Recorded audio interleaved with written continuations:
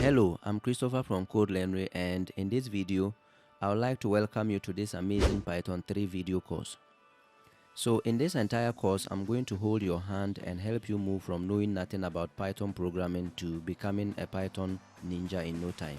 I will explain concepts thoroughly with clear examples, and I will also answer any questions you might have concerning any Python concept.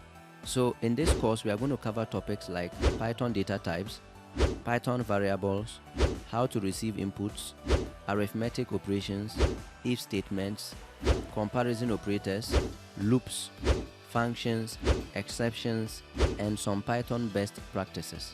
So by the end of this video, I guarantee that you would have learned enough Python to start building cool Python-based applications. Let me also add that the only requirement for this course is just for you to devote a little of your time to watch these videos, and that is just about it. So finally, if you are new to this channel and found this video helpful, then I urge you to click on the subscribe button and the bell notification icon below so that you'll be notified when new videos are uploaded. Bye for now, and I'll see you in the next video.